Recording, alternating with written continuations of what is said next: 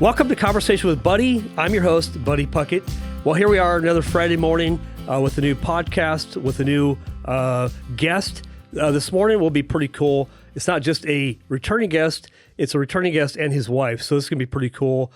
If you are watching this on YouTube, would you mind just clicking the subscribe button? We'd love to have you subscribe to our channel. If you're listening to this on a podcast platform, we'd love to have a review. And then lastly, if you would share this with maybe a friend or a family member, whether it's 1 or 100, we don't care, but we'd love to get these podcasts out to our community and get to know each other a little bit better. So that's why we do this. Without further ado, let me introduce a returning guest and his wife, T.G. Brown and Ashley Brown. Welcome, you guys. Yeah, thanks for having us. Yeah, well, welcome back. It's been, you said August? Yep, August. Okay. So you had written book number 2 by then? Yes, sir. So this is a book that you've written since then? Yep. Okay. Yep. It's a Western thriller that I am dedicating to my father because I grew up watching Westerns, reading Louis L'Amour Westerns. So, my dad and I, we really bonded over that genre, and a lot of characters from that time period really inspired me. Yeah. Lawmen such as Wyatt Earp, Bass Reeves, real life lawmen that really made me want to be, now I am a police officer. And that was a big inspiration for me growing up. A lot of kids have comic books. I had Western lawmen, and that really made me want to do it, so this is it. And this is kind of my take on the Western. So what's funny, we're going to get to you, Ashley, here in just a moment, but my mom and dad were married for like 49 and a half years. My mom passed away about 10, 11 years ago, but I'll go visit my dad here in a week or so. And I promise you, we'll watch any John Wayne Western probably over and over and over again. So they're a lot of fun, but that's our relationship as well. Yeah, no, my dad and I watched all of John Wayne. Clint Eastwood was a big one. Kevin Costner Westerns. Come on, man. Yeah, all those grew up to, of course, Tombstone. Is that like, was Kevin Costner, was that Quigley Down Under or something like that? Kevin Costner, he's done a few. He did Wyatt Earp. He's more known for Open Range. Okay. That's one of my all-time favorite movies. He did that one.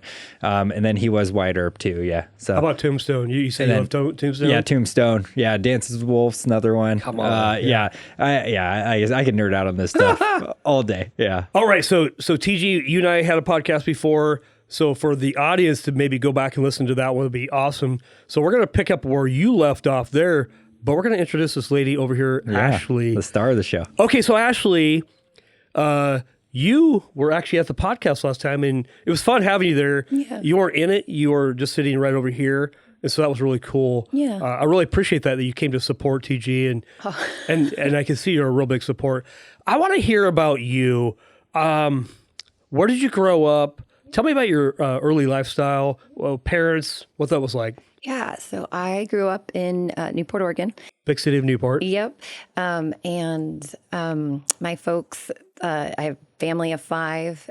They are the smartest, hardest working people I know, including my sisters. Yeah. And I was down in the Bay Area for a long time after high school, got my education down there. Yeah. I'm a marriage and family therapist by trade. That's good. Yeah. Wait, I'm going to take some good notes today, aren't I? Yep. And then, I have one son. He's 15. He is incredible. He is the best. That's me. What's your son's name? Canton. Okay, so you said you had 5 siblings? Family of 5, including my family parents. of 5, so mom and dad. 2 other sisters. And 2 other sisters. Yeah. So where do you fit in the birth order? I'm the oldest. Oh, you're the boss. Yeah. I get this. TG, you're in trouble, man. Yeah. No. Real quick, birth order wise. Baby. He's the baby. I'm the baby. Yeah. See, that's how obviously. I married a firstborn as well. I'm the baby, one of the secondborn. So how many were in your family? Also 2 siblings, 1 brother, 1 sister. Okay. So who's the oldest though? My brother is the oldest. Brother, sister, brother. Yeah. Interesting. Yeah. I have an older sister. She was the boss. She beat me up and, until I learned how to wrestle, right? Yeah. And that was different. But tell me about mom and dad for you. Yeah. What was mom and dad like? My mom and dad worked. I mean, the thing that sticks out the most is they just worked so hard in their life. Yeah. And it was like that's the thing that I'm constantly still impressed with. And education's important. but there's a type of intelligence and intellect that they're just the smartest people I know is the way that I would describe Would you them. call that like instead of book smart, maybe more like street smart? Would you say that's it's true? like my dad could always teach himself to do anything. Yeah. So like I can remember being in like middle school and he purchased a book Yeah. to teach himself. He was really handy. He had some carpentry skills. Yeah. And he just like bought some books and built a deck based on these series of books that he bought. And I'm like, that's I don't know anybody that could do that right now. Yeah, you know, yeah. maybe it would be the equivalent of YouTube videos. I was going to say YouTube now. We Yeah. can get a degree over the weekend on YouTube on how to build a deck. Yeah. But that is interesting. Your dad had a solid drive. Totally. Okay. And my mom, she was one of those humans that like, if you gave that woman, she still is, if you give her ice and a snow cone machine, for example, she can make an enterprise. Like she did that one time actually, but she could turn anything into a working business. Yeah. And I remember one time asking her for some business advice. She's like, just get the doors open, keep going, and the business will drive itself. I was waiting for that perfect moment of like, I need the right laptop and the right office space and the right. That's the firstborn trait is perfection. Is that, would you say that's true? A little bit, yeah. Okay. And she just had this, her thing was just like, do it. Like, do the thing and the rest will make sense. Do the thing. Do the thing. That's I'm going to write that down. Do the thing, because it's funny. My mom and dad, I love both of them. They were married for that entire time. Yeah. I think my mom pushed me more than my dad. My dad definitely loved me and encouraged me too. They both did. But it was my mom that was pushing. Yeah. She had that fire, right? Like the word she would always say, like as a kid growing up, is, "Oh, I can't do that." Her saying was, and I tell it a lot because it's really important: "Can't never did nothing." And so even to my wife and I have 2 daughters, and so can't's not a word we can use in our house. Yeah. Oh, you can. You're just choosing not to, right? Question: Well, your mom and dad. I love to learn birth order. Yeah. Oldest and baby. Mom oldest, dad baby. Mom was oldest. Yeah. So she was the firstborn, like you. Yeah. Okay. My dad says when me and her aren't seeing eye to eye, it's because we are so similar. And the older I get, I'm like, oh, okay. He's talking about you and your mom. Yeah. Yeah. Oh, I get that. I totally get that. So do the thing. Let me get that down there. All right. You went to high school in Newport? Mm-hmm. Okay. So sports? Yeah, I played softball. Okay. And I was a cheerleader. I was both those things. And I had a ball. Yeah. Yeah, no complaints. Which one would you pick if you had to pick one? Shoot. I think cheerleading was That's just the thing. Yeah, it was really, really fun. Yeah. Remind me, TG, sports in high school? Yeah, football, basketball, track. Yeah. And tell me which one was your sport? Man, probably football. Football. Yeah. Where'd you go to high school again? Perrydale. Big city of Perrydale. Oh, yeah. The even bigger city. How many in your graduating class? In my graduating class, I don't remember the exact number, but it's somewhere around 25-ish. I love that, dude. That's it just was so cool. like the entire high school was like 115 people, I think, if I'm not mistaken. And it might be even smaller now. So pretty tiny. Ashley, how many is in your graduating class? Oh, gosh. I don't even know. I have no idea. Yes, roughly. 104? Perfect. Mine was like 130 maybe. Yeah. So Yeah. I grew up in a small town too. Like my entire high school. Yeah. That's pretty cool. When did you graduate? What year? Yeah. 2002. TG, when did you graduate? Oh, no. 2010. 2010. What Okay. a bit of an age gap. Yeah. Doesn't matter. I think maturity has nothing to do with age. Yeah. I don't believe that. I mean, you can be, I see guys that are 20 and super mature, and I see guys that are 30 that are totally immature. Yeah. I mean, you're a cop, Yeah. police officer. Oh, yeah. So, well, give us the. I want to get back to the marriage and family counseling because I think we're going to tie this all do together. it. Yeah. By the way, this is my first time having a husband and wife on here. This is going to be probably episode 150. All right. On. Yeah. And so I've been asking people right and left to, there you go. What? I even teased my wife, honey, you behave or I'm going to get you on the podcast. I'm not doing it. Yeah. So, but no, this is really cool. I really appreciate this because I think we can all learn from marriage. Marriage is hard, Hard. right? It's humbling. And But give me the just real quick on your job. Give me the update on being a police officer. Any updates? Any new positions that you've ranked to or? No, I don't know if I was. Detective Yeah, was I a detective last time yet, or maybe August, just starting? You might not have been. Yeah, I can't remember, but I'm currently doing the detective position full time. Yeah. So that's all the major crimes cases, from a homicide or child abuse cases, things like that. I deal with all of those. So that's pretty much my primary responsibility. And I've been doing that now for close to a year. I want to say around August when we met was when I was I used to be the patrol supervisor where I was just on the road. Yeah. And that's the uniformed officers, you see typically doing traffic stops, for example, domestic disturbances and things like that. I was a supervisor of about a team of 5 guys, and that's what I did. And so that was pretty tough. And now I'm into a different spot. I'm still a supervisor, but now I'm in a detective role. And the more we grow, we might actually have more detectives eventually one day where now I'm getting this experience. And if I need to supervise that section of the police department, I can. It's been a change, and it's a lot less, I guess, on the action side. It's a lot more of the analytical mind, interviewing people, clues, typing paperwork. Whereas when you're on patrol, you do get in the action. You get in the car chases. Those things tend to happen a lot more than when you're a detective. It's not like in the movies. Okay, that's interesting. Yeah. All right. Being a detective sounds really cool, and I like the analytical side, but the lack of the action might be a challenge. We're like, no, I want to get back out on the street and go do the stuff. Yeah, it is a challenge. It's different, but it's a good different. I like it. And maybe it's a season too. Yeah, and it's you get to investigate some. I mean, I got into this line of work to really investigate these cases. That was when I got on this job, I was like, I want to essentially try to find the worst people and get them away from the good ones, right? And that was the goal. And this detective spot really helps with that. That's your primary function, really. You get a case where a kid might be in a bad circumstance, and you might be able to help them get out. And that is something I'm really passionate about, and I really love doing that. It's hard. Don't get me wrong. It's really hard. There's a lot of mileage there, but when you connect with that, and you help them, I mean, there's kids that I see still who've grown up into teenagers, and they tell me they got their license or something, just because you've built that bond with them. And I think that's the special part of being a detective. You really get to build those relationships a lot more. A lot of compassion there, man. Right. And then I think with patrol work, not that you don't get to build those relationships, it's call to call, right? You got to move to the next call. You got to move to the detective spot. It's a long game, right? So interesting. I get that. Yeah. That makes sense. Yeah. Okay. All right. So how old are you? I am 30. I'm going to be 33. Yeah, 32. Okay, I know math. I'm not going to ask her age. I'm just going to do the math. I'm 42, and I love every year of it. Good. And that's good, man. That's so cool.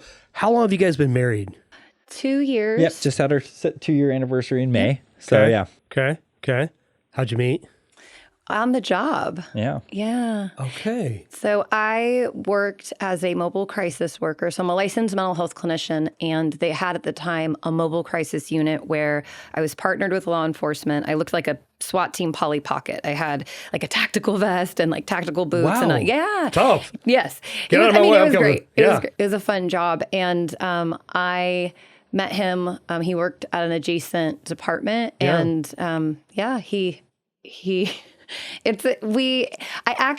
full disclosure. Full disclosure. Should we tell them first book? What was that? Should we tell them about how we met? Yes, that's what we'll say. So there is a moment, even though his books are a work of fiction, in book 1, Tribal Honor, there is a moment where how Warren meets the character Ashley. That is actually how me and my husband, that's how he picked up on me the first time. Yeah. So that's it. Yeah. So there's that. That's funny, dude. Yeah. What did you like about this guy here? What did I like about him? What's the character traits of a man? Because a woman, tell me, Ashley, a woman wants a real man. Yeah. A gentle, kind man. But what does that look like for you? I mean, I'm going to speak from my experience. I'm not given advice on what other people need to be looking for. But I waited till I was 39 to get. He's my first marriage, or Okay. my only marriage. My only marriage. He's my first and I know. only. That's my first. Yeah, I totally understand. Yeah, first and only. Yeah. But I think for me, what I was looking for in a partner that he just had was I didn't need, not that he doesn't wine and dine me, but I didn't need somebody to wine and dine me. I needed somebody to go to war with. And Wow. if I'm backed in a corner and I got to fight my way out, he's the one. Like, he's the one I want. That gives me with goosebumps. Oh, I gotta be honest. well, I mean, that's go to war with. yeah. That's what I wanted in a partner, and that's what I got. So Yeah. Wow, that's beautiful. Wow. Yeah. I think every woman wants that. I think so. I've got 2 daughters, and one's married, one's looking. So if you have any Yeah. good buddies, Yeah. she's about 30-year-old would be Nice. perfect. All right. So yeah, Matchmaker. yeah, matchmaker. But she's dated a little bit, but it's hard to find a manly man. Yeah. Like I hate to say it, but it's to be a real man. Right. And I think there's a lot of boys out there Yeah. that still live at home that don't want to grow up. What's up with that? I mean, you're a marriage and family counselor, so help diagnose this culture that we have right now with No, it's men a not really wanting to grow up. good.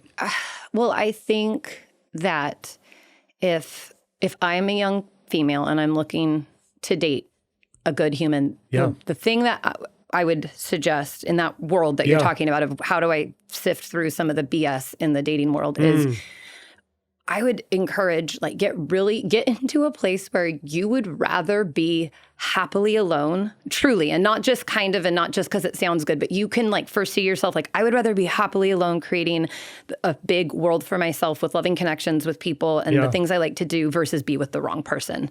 And I think, so it's a 2-part problem. Are there a lot of not, like the dating train is a little rough? Yes. But our mindset as, I don't want to make it about gender, but I'm going to make it about gender. Being a female in the dating world is like, I would just rather make a enriched life for myself than spend it with the wrong human and not be afraid of that. Yeah.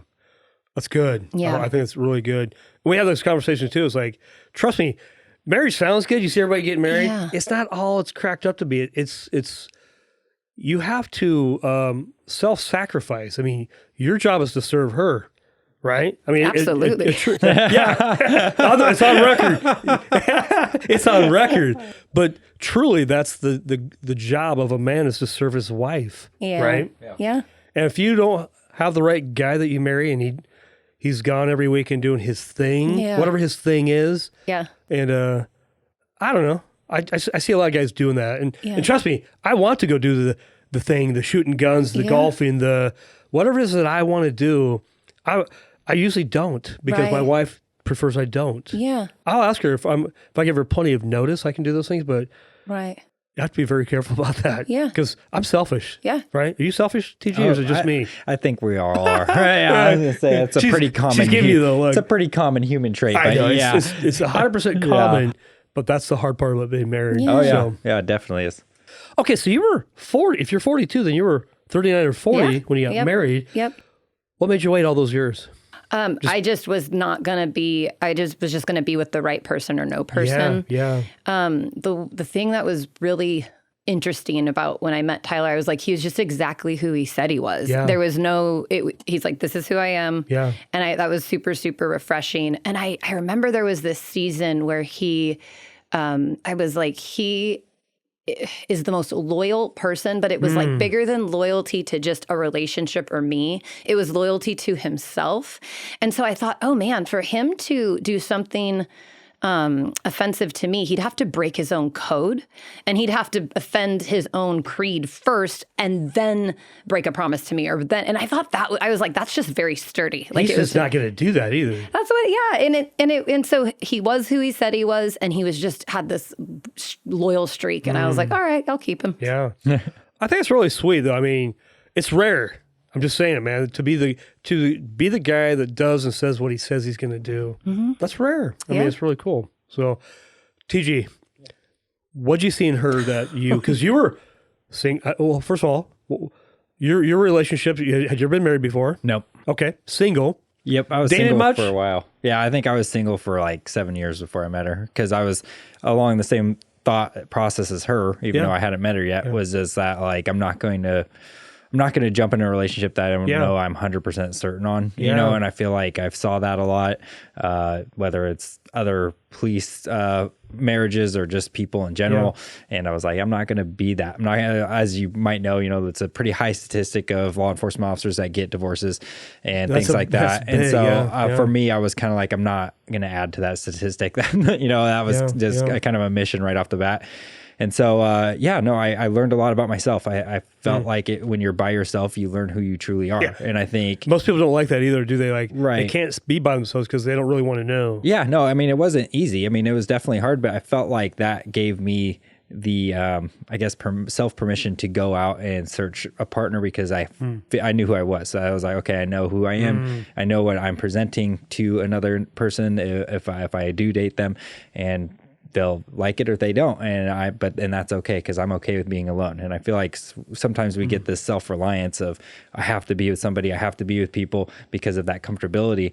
I wasn't going to let myself do that. I just like you said, I just chose this is what I'm going to do. If I can live with them, if I can't live without them, then that's the person I wanted. And that was ultimately what it came down to with her, was that I wanted her in my life more than I wanted to be alone, and I'd been alone for a while, and I enjoyed it. I was like, this is cool. I was just doing, all my, adventuring and all this stuff, and I met her, and that changed. What about Ashley that you like, characteristics wise? Well, we're guys are visual, like we love our wives because they're whatever, they're good looking. Obviously beautiful. Absolutely. Good word, by the way. Yes. But you're embarrassing her now. This is good. This is good. She was just her intelligence. She's very intelligent. I could have these very thought-provoking conversations with her, and it's not shallow at all. And it was just like, that was the the loyalty too. There was she was who she said who she was as well. I felt like we were similar in that way. That attracted me to her, and I really loved to be able to talk about things with her that I couldn't really talk. I couldn't really have these conversations. I being a writer as well, I like to have thought-provoking and deep conversations from time to time, and she could do that on a whole nother level, and that was enjoyable for me. I really thought that was fun. So that was the first step, and then she's funny. She's just the most hilarious person. Like, I love it. You get her talking, and she can make you laugh, like belly laugh for hours. Sometimes I will think of things years ago that she did randomly, and I will just start laughing because just because like whether it's a facial expression or just some subtlety that she has. And not only that, I knew with her background that she, again, going to war with her, like my job, my lifestyle is war. Like, man, there's, whether it's training or police work, getting these books out there. I got a lot of things I'm doing, and so I needed someone that was tough, and she's the toughest person I know. So that's really good, man. Couple thoughts. My wife and I have been married for 33 years. I think around year 20, my wife said, "You're not the same funny guy I remember." I'd gotten too caught up in life and too serious about work and achievement and success and whatever it is that I wanted to justify. And I didn't even see it. And so she had the guts to say, "Hey, you're not the guy I want." And I'm like, "What are you talking about? It's me." So we've had a lot of time to heal from that. I got some counseling because I'm a dude, man. I don't need counseling, do I? Right? I remember year 20 going, "All right, honey, I'm gonna go to our church." There was an older guy in our church. I read my Bible, so I figured that was good enough, right? Go to church, pray, I'm good. And I realized I had been missing some of the pieces of my life. We all have blind spots. And so I realized, I was no longer that funny guy, because she married me because I'm a dork. Kind of. There's got to be some what's the word, self-deprecation, some humor, and so I have a wife and 2 daughters, and I'm the punch to every joke that they have, right? So, but I realized I was no longer fun. I was doing too much work, and so I began making some changes. But okay, so you're married, and you're a marriage and family counselor. Yeah. How do you? Because 50% of marriages or thereabouts don't end in divorce. Yeah. How do you protect that? It's a really good question. So, So what's important about that statistic, it's 50% of marriages end in divorce. And of the 50, that don't end in divorce, not all of them are happy. So if you think That's been my question lately too. So statistically, I heard it put really well recently. Dating in the pursuit of getting married is like playing the lottery. You probably aren't going to win, but if you do. And that was not my original thing. I saw that somewhere else. But it's a really, really good thing to wrap your brain around. And so again, if you're waiting for your happiness to derive from a happy marriage, you statistically, that is, I wouldn't put all my eggs in my happiness basket for I'm going to be happy when I'm married. I'm just going to be happy. Period. And then I'm going to go be happy in a marriage. And I'm not sitting here promoting divorce or not promoting divorce. I don't have a stance on it either way. As a therapist, you don't.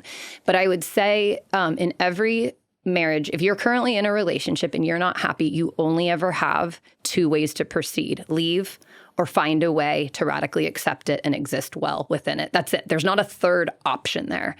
I think people spend a lot of time in that if it can be I can change them or they can do different. And I'm not saying people don't change, grow, and evolve, but if you're waiting for the change, growth, and evolution of that relationship to find your happiness, you could be waiting a very long time.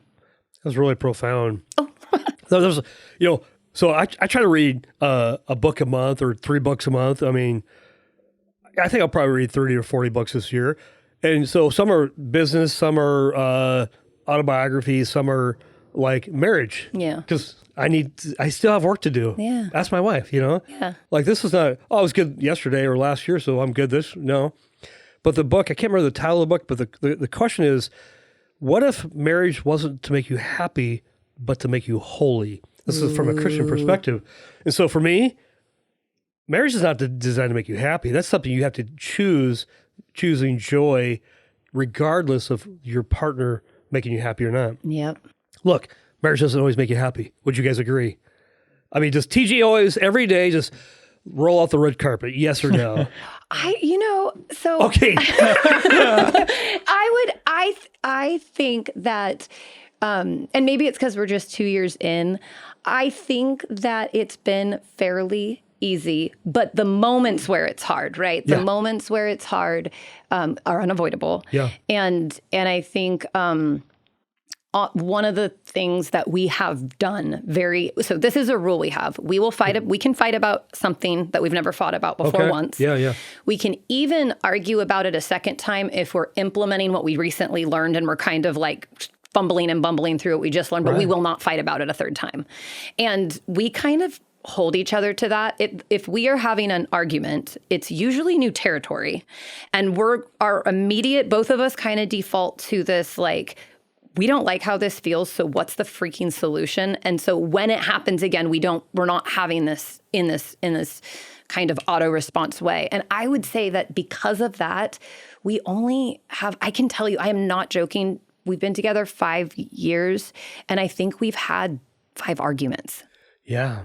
Well, I like your rules around that because what happens when we're angry, and you know this probably more than anybody, is, or when things are good, it's dopamine. Yep. When it's anger, it's what? Some type of chemical in your brain. Oh, yeah. What is it when it's maybe more like norepinephrine? Yeah. Well, whatever the drug is, it's like, I don't care. I'm angry and I'm going to let you have it. And so, but you guys, here's a rule that, again, my wife and I's relationship has not been perfect, right? We've had more than 5 arguments in 33 years. That makes sense. Yeah. But we've always worked through it. But one thing I taught my daughters when they're early on is, girls, you always have permission to go, hey, Dad. It's a signal. It's like, if somebody's choking, time out. You get to ask me, if I'm arguing with Mom, you get to ask me, where am I reading it in my Bible? Mm-hmm. Give me a Bible verse, something to snap me out of that. And so I have to be held at a high standard of accountability. I know me, and I can get upset or angry. And as guys, I don't know about you, TG, but I like to be right. Oh, yeah, definitely. Is that just me? Or 100%. Probably like the 5 arguments were me wanting to be right. Oh, I want to be right. I'm pretty sure I'm right. Yeah. That's my downfall is if I think I'm right on, I will like there's things that I let go for sure, but if I think I'm in 100% right, if 99%, I'll let it slide. But that 100% right mindset, oh God, it's horrible. But she puts up with it. So. And it's funny, the older you get, the more you realize, it doesn't even matter. Yeah. Right. Whatever I think is right, that's good for me. And if you don't like Yeah. it, that's cool. Yeah. Sorry to cut you off. Yeah, I'd no. say the thing that we have done with the being right thing is that we've kind of adapted this philosophy. Is like, you can be right and I can be right. Like, we're both right. Like, you know, and that was kind of something I learned from her is like, it's not really, It doesn't have to be a win-lose. yeah, it's like, it's not a competition. And me being competitive with Everything's everything that I do, I was like, oh, that's okay. That's good. Okay. That's interesting. We can both be right. Yeah. That helped a lot for us. Oh, that's so. good. That's good. I love this. This is really awesome. Hey, I learned. I've not figured it all out. Yeah. I'm still learning too, and I don't want to ever stop learning. But I really appreciate. I would say, here's one word I would say that if every guy had, I can't speak for the women because I'm not a female. That's my wife. But from a guy's perspective, our wives need us to be humble, to show humility, and in humility is packed love and kindness and joy. That's what my wife needs from me. And I'm not always that dude, right? I'm a dude, competitive, have anger issues at times, right?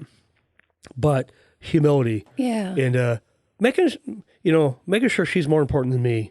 And trust me, anytime we get an argument, I promise you, it's me. Literally. Yeah. Like, Same. it's so funny, but we can joke about that today. We've been at this for a long time, and we can just laugh. It's no big deal. Yeah. I'm an idiot, and there you go. Yeah.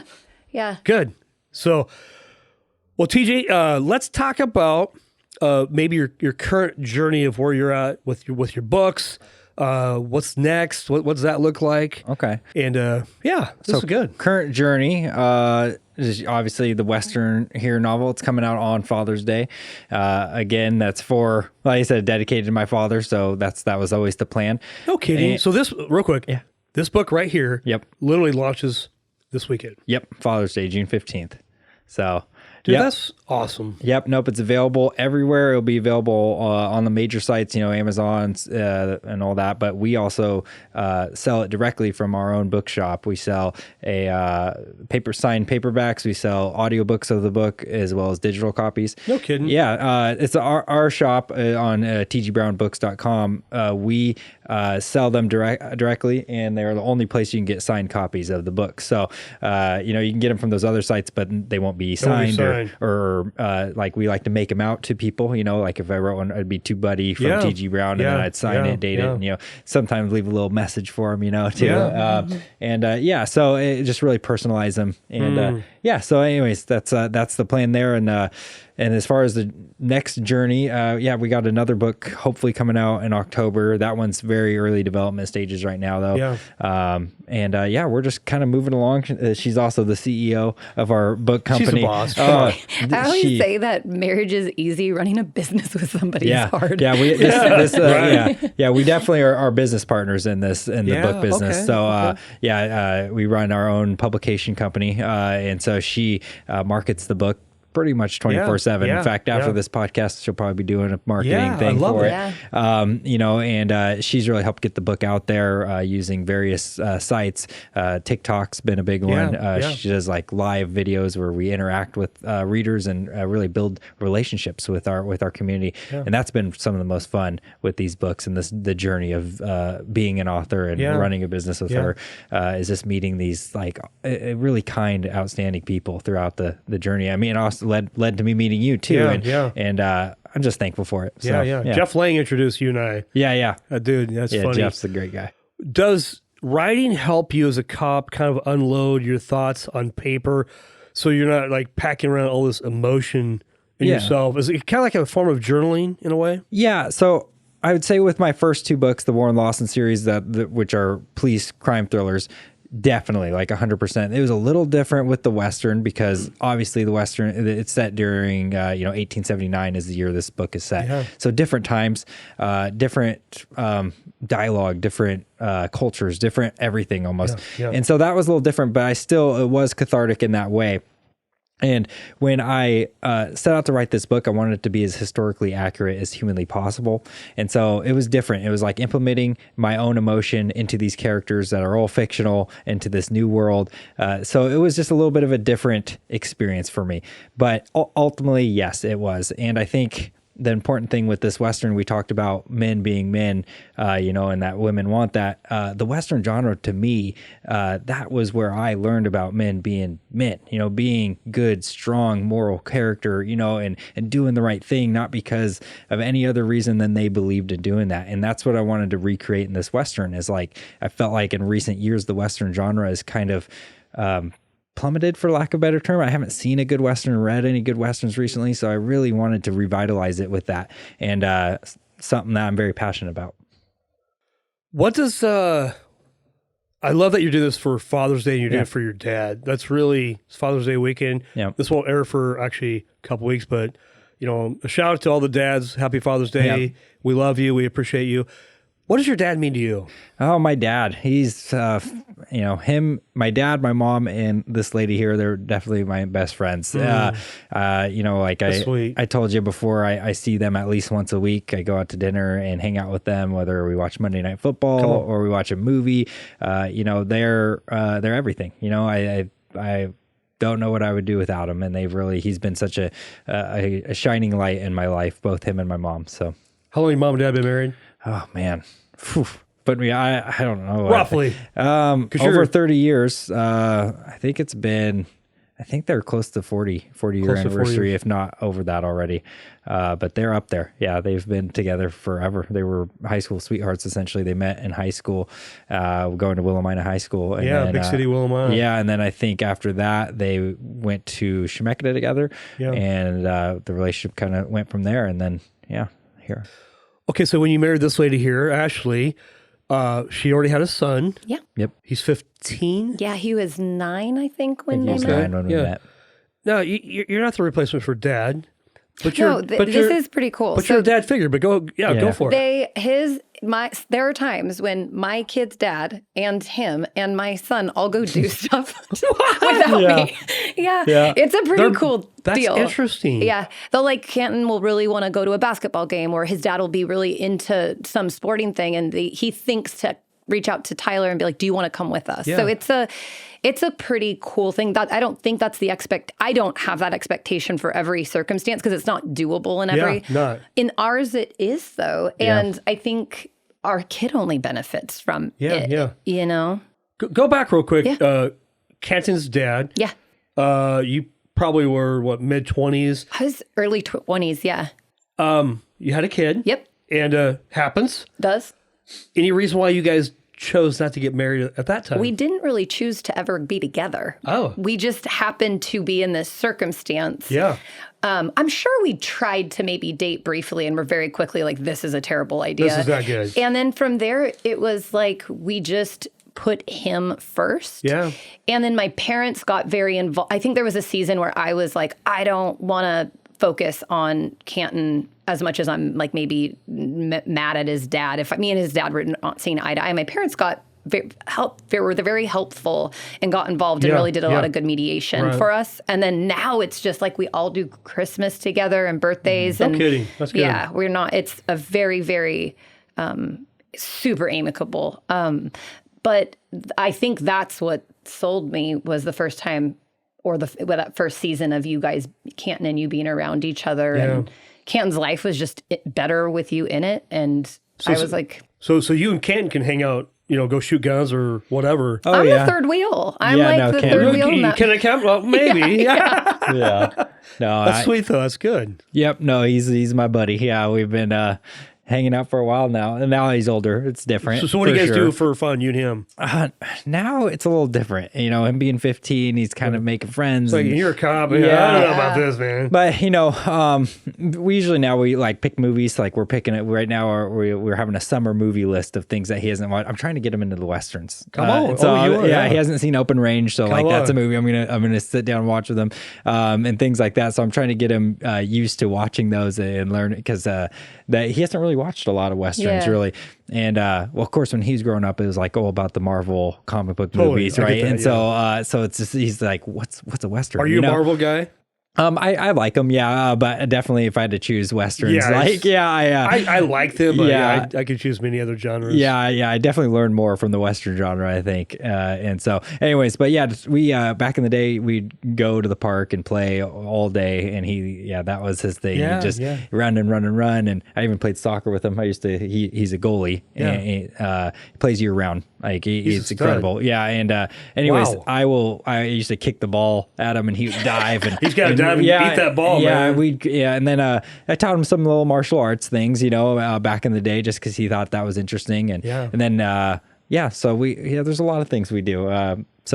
Yeah. They want to go rock climbing. Is the Oh yeah, next rock big- climbing's Okay. the new thing. Yeah, he climbed at his school. They had a rock climb, and he climbed to the top, and he was very very excited about it. And I was like, heck yeah, dude! Like that's what men do. Like we like to what men climb do, things. We uh-huh. like to adventure. We like to explore. And I was like, feed that, and so. Anyways, and I recently have been that's like reawakened in me is this adventurous spirit. Yeah. So like every time Ashley's like talking to me, I'm like, I gotta go. We gotta do an adventure. Let's go. It's like a hike, but in my head, it's an adventure because somebody's gonna bleed. yeah, or we're gonna climb something, Yeah. or I just like the old school treasure hunting movies, like those things. Like I think so, like that spirit type of thing. Obviously, we're not going to treasure hunt anytime soon, but just having that spirit, I think, is just is important to a boy or a man, and so he's getting into that more, which has been which is exciting. So, Have you ever heard of a guy named John Eldridge? He wrote a book called Wild at Heart. John Eldridge, I don't think I have. He's a guy. I think he has 3 sons. I'd recommend it for any dad to read that book. Okay, Wild at Heart. Wild at Heart. Boys need a dad that takes them on an adventure. Like, because a lot of dads don't. Like, I really like, I like to watch TV or whatever. Like, your sons, I don't have sons. I've got daughters. My daughters are probably, in some ways, more manly than some of the boys these days. Like, they're pretty tough. I wrestled, did a little bit of martial arts, some boxing. Talk to me a little bit about you. You're a CrossFitter. UFC, or not UFC, but mixed martial arts. Yeah. What else do you do? defensive tactics. Yeah, so I'm a defensive tactics instructor. So I wouldn't want to fight you, would I? That would be a bad idea. Well, I always go by the motto "peaceful, not harmless." Like I strive for peace. Yeah, that's my Peaceful, main not thing. harmless. Don't want to be a victim, right? But yeah, no. So I teach other cops how to be safe, right, in a use of force incident, whether it's hands-on or weapons involved, whatever. I teach knife defenses, things like that, and I also teach what they call verbal judo, which is just verbal de-escalation, right? Talking someone down. It's a way of keeping cops safe and the people we deal with safe. So even if we have a suspect that's not necessarily listening to you, how do you get them to comply without injuring or resorting to more violence, right? So although I do teach martial arts, usually I teach martial arts to keep both parties safe. Brazilian Jiu-Jitsu is a big one, because you can wrap them up, hold them, and just right and things like that. And so, it's been fun. I've been doing that for 5 years, I think now. And that's been something that I've been passionate about for a while. I've been doing martial arts for a while. I train with a guy named Chase Hawley and Jared Dickerson. They're coaches over at a gym called Shred City and Combat Sports Center in Dallas. Great coaches. I've learned a lot from them. And they really showed me the way, I guess. I've been doing it for a while, and then I met them, and I felt like I went to another level because of them, and therefore helped me train my own guys because of their training philosophies as well. So martial arts is definitely a big part of my life. It definitely gets implemented into my books as well, because I like to write action and things like that. So I definitely use my own thoughts and them. I'm mapping it out in my head. Choked him out. And I think that's why a lot of people, when they read my books, they're like, "Man, did that fight really happen?" And it's like, no, I've done it a while and kind of can feel it out in my head. And sometimes I choreograph it with my wife. Obviously not actually fighting, but I'm like, okay, if you did this, what would I do? Just to make you guys ever wrestle? I mean, like, she does. She did jiu-jitsu for a few years and so she knows some things. When I worked with law enforcement, he was like, I can't have you out there in the world without some basic defensive tactics and understanding. And in certain parts of the world, they, like Brazil, you teach the women there how to roll because, I would strongly encourage any female to take a self-defense class, or especially if it's a jiu-jitsu based one. Jiu-jitsu. Okay. The first time, there's a move in jiu-jitsu where if you were pinned down on the ground, where a female can actually, if in that position, there's some really effective ways that you can harm the person doing that to you. And I remember him showing that to me and like almost bursting into tears, like I'm not helpless. Like there was this feeling of like, you mean this isn't a death sentence if I'm in this position, and just like how empowering that was. Yeah. And the course that we were taking, it was so life-changing because they were like, women, if you're under duress and somebody's threatening you, don't have to be friendly. If somebody's walking towards you in a way that you don't like, you don't have to smile, and you can tell them to quit moving towards you. And a nice person's going to go, I am so sorry. Right. I should have been more aware of, and somebody that isn't mindful of that does not, that's very telling. And so it was just really interesting because of what it teaches you pragmatically and tactically, but also psychologically. Yeah. It's an intrinsic and an extrinsic practice, jiu-jitsu. Yeah. Yep. Well, guys tend to attack females when they're weak and they're afraid because, but when you go, hey, step away. Oh, Like, we've had that because if somebody is being advancing or aggressive around me, I'll be aggressive back. It's definitely coming from a place of deep down, I'm afraid, but I'm a puffer fish. So and again, they will just pick perpetrators. There's a lot of horrible but wonderful studies out there about perpetrating behavior, and that's just that they'll just go pick somebody that's not going to cause them as much grief, sadly. That's right. Yeah, my girls have taken karate, kickboxing. We've wrestled a lot, growing up. So they're pretty tough, but I think they could probably stand to take some more classes like that, not be a victim. Yeah. Sure. No, I think just making it not easy for those type of people out there, the predators of the world. It's like and not to, I don't know, simplify it, but like the animal kingdom, right? If the predators out there, they're going to look for an easy prey. Sure. And like I always told her, or my dad told me growing up, it's like, you will never be an easy prey. Like you can choose that, and you're the way you live every day. You are not going to be a victim. And it's and if you are, you're going to make it damn hard for that person. Yeah. You know what I mean? Yeah. And then they're to the point to where they're not going to want to deal with it. And so, and that's kind of been the philosophy we've adapted together, and with Canton too. I've always said, who has the harder job? The hunter, who has to get up at 8 in the morning or 7 in the morning, has been, going out at night. What do they do with the light? They kind of like spotlight the deer for weeks and weeks. Yep. They go into the valley, they sit there all day, and then they line up their shot. Or the deer who just has to get away. The hunter has the harder job. Deer are very vulnerable creatures, and they outsmart the hunter. Yeah, so that's for my ladies out there, I'm like, no, that's the mindset. You're at the advantage if you know your surroundings and you be a deer in a world full of madness. That's good. That's good. You're right. The hunter does have a lot of work. He's got to be driven to do whatever he's going to do. Right. Yeah. Right. Yeah. We're going to wrap up here in just a little bit. I want to bring in faith.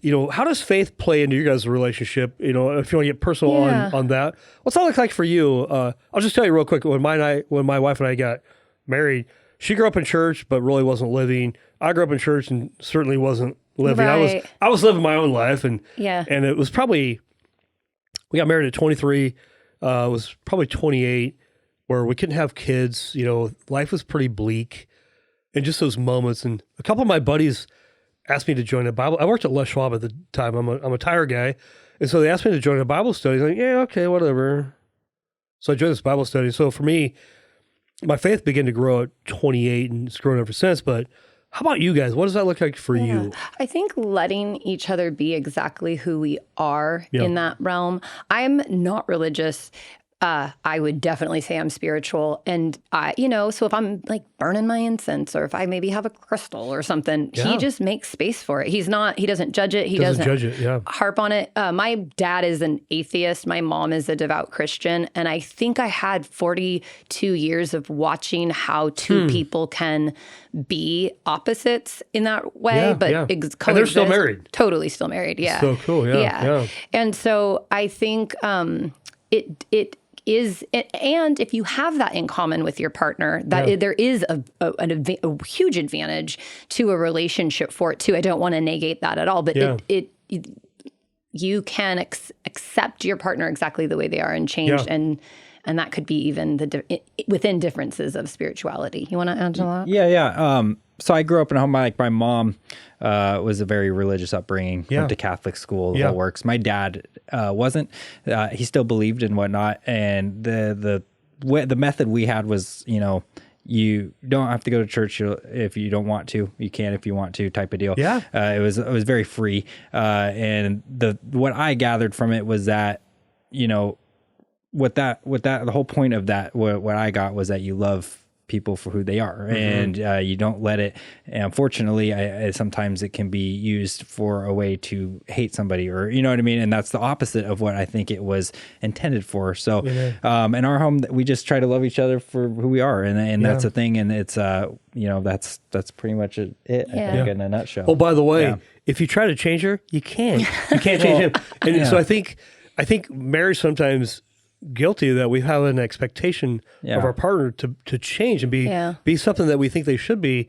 But didn't we marry the person for who they were? Yeah. And so I think the journey for me is being married, going through that struggles and realizing I'm me and she's her. That's what makes it beautiful. Yeah. And then my girls growing up, I realized my girls wouldn't listen to what I'd say necessarily, but they would always watch what I do. And so if a parent can grab a hold of that, that's just me. Yeah. And now my girls are 28, 26, and we have the close relationship. I've never applied an expectation to them. Yeah. Yeah. I've loved them unconditionally. And I would tease them when they're really young. Remember, we couldn't have kids for a while. Then all of a sudden, miraculously, we had kids. I believe that is a God thing. I give him full credit. And God was working on my heart.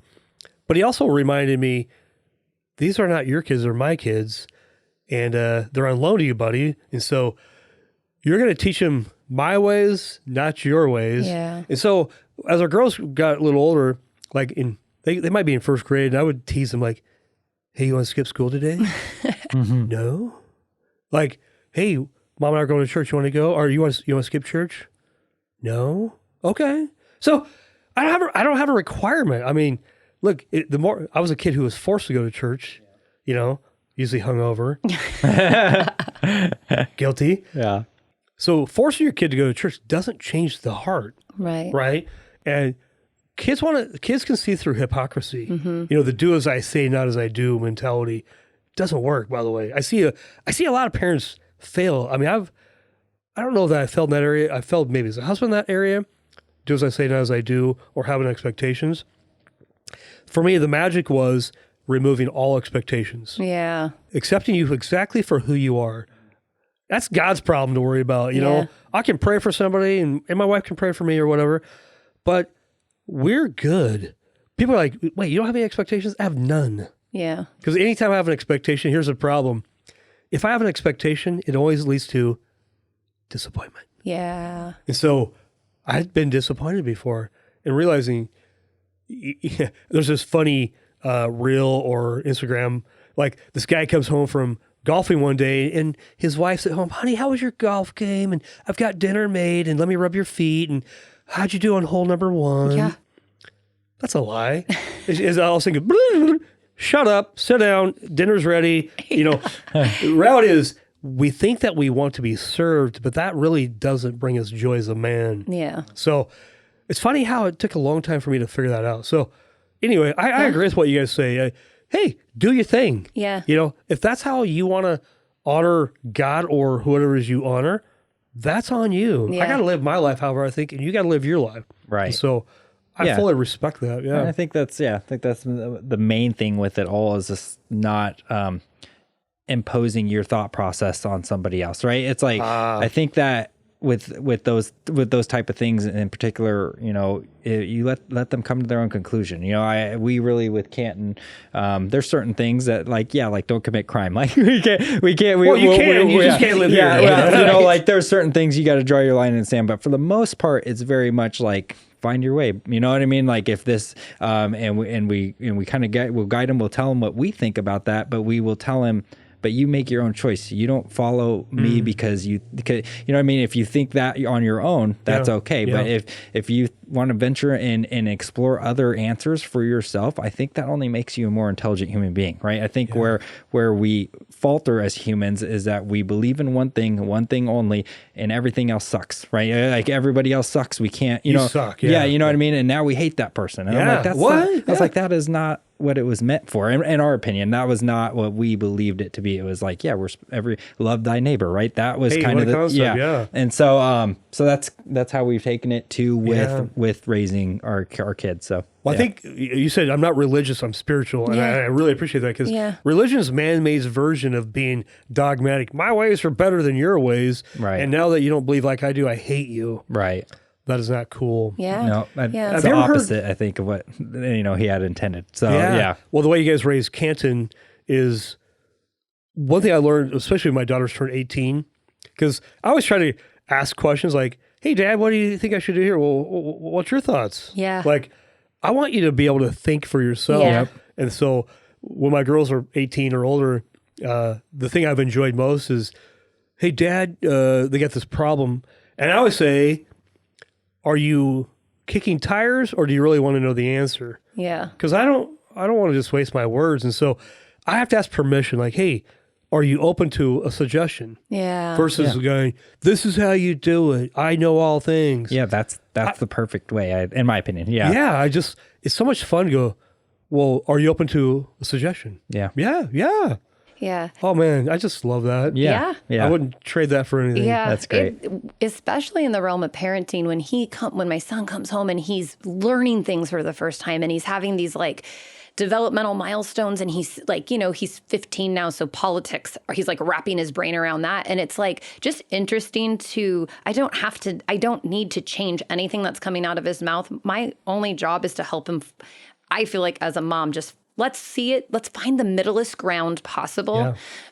Yeah. And also hold on to what you value. But just as an exercise, let's always find the middle ground. And I think that's what we put a lot of focus on is just regardless of what you think and feel, it's still a great practice to find the middle. Yeah, I find think the middle. I think with our life styles and jobs, being a police officer, her being a marriage and family counselor, it's like we see two sides to every story, right? Yeah. There's always two sides to every story. And I think that's where you get the truth. Like they always say that in police work, they say there's one side, her side, his side, and then somewhere in the middle is the truth, right? Yep. I love that. And that's true in a lot of things in life. And so I think that's what we've had a lot. Actually, he's such a bright kid.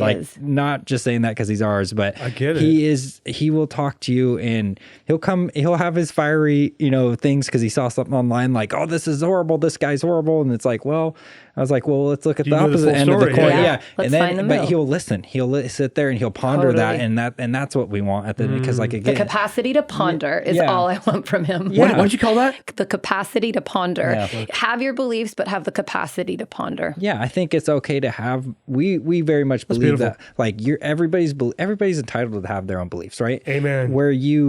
Where I think people go wrong is like, again, imposing their belief onto, if I was to go, "Hey buddy, you need to believe in this," you know what I mean? And you look at me and go, "No, that's not my faith." It's like, okay, I shouldn't sit there and go, "Well, you're a bad person now," right? That's where we, that's our even if you tell me the truth and I know it's the truth, my rebellious nature says I'm not going to do it. Right. But that doesn't, I literally, totally. I'm rebellious, man. Yeah. My wife knows that. It's like, my wife will use the, "Hey, you shouldn't do that." Yeah. I'm going to do it. It's just, or whatever. Yeah. But again, full circle, like we talked about, winners and losers in argument, the same thing in that that example I just gave. You wouldn't be wrong. I wouldn't be wrong. It's just that we believe different things in whatever we were talking, right? That hypothetical question. And don't let your differences in belief, not like some of my favorite people on the planet are devout Christians. And I am not. Yeah. But I can remember one time my grandma passed away, but I remember after I had taken her to a chemo treatment and she was having some, we were talking about mortality, and she, in the face of death, she was like, saying, "My biggest fear is when this last round of chemo or these last treatments didn't work, will there be Christians that think God failed me?" Yeah. And I remember being like, what a gift that your biggest worry in the face of death is just that it's still, I want to be an example of what God-fearing, loving Christian person was, and the amount of comfort she got from her faith. I just remember, I wish everybody had that. I really do. Even though it's not what I subscribe to, I hope everybody out there has the equivalent of that level of comfort in some of the darkest moments of one's life. So we do understand that religion and spiritual practices are a massive gift to people that subscribe to them. Absolutely. Yeah. Okay, well, we're going to wrap up here real quick. Man, this has been just phenomenal having you guys on here. Cut them down, June 15. Cut them down. Happy Father's Day. Really appreciate you guys. Hey, thanks so much for being here this week and every week. We really do appreciate you. This has been a blast to have TG and Ashley out here today. Talk about husband and wife stuff. It's not an easy conversation, right? It's just, look, I have to be vulnerable too on my stuff. So we'd appreciate like some comments down below. Just respond to this. This is good. Like, what did you learn? Something you can add. I'm always up for learning more. So there's no ego here. I have not figured it out. I don't think they've figured it all out. I think they're still working on it. And that's the goal, is that we're humble enough to realize we don't have it all figured out. We're not going to be dogmatic about anything. We're going to believe what we believe, and then we're going to not impose our beliefs on other people.